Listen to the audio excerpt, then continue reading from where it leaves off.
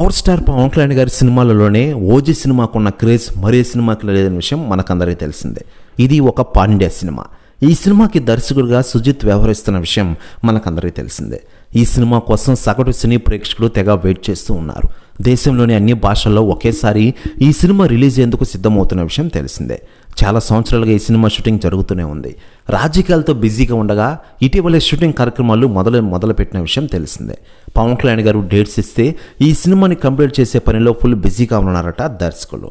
మరోవైపు ఈ సినిమా కోసం పవన్ కళ్యాణ్ గారు ప్రత్యేకంగా మేకఓవర్ అయిన విషయం మనకందరికీ తెలిసిందే.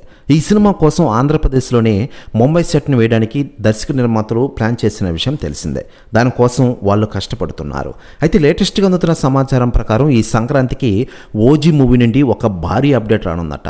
దీంతో అభిమానులకి భారీ పూనకాలని తెలుస్తోంది. దీనిపై అధికార ప్రకటన మూవీ టీం వెల్లడించనుంది. మరోవైపు ఈ సినిమా నిర్మాతగా డివివి దానేర్ నిర్మిస్తున్న విషయం మనకందరికీ తెలిసిందే.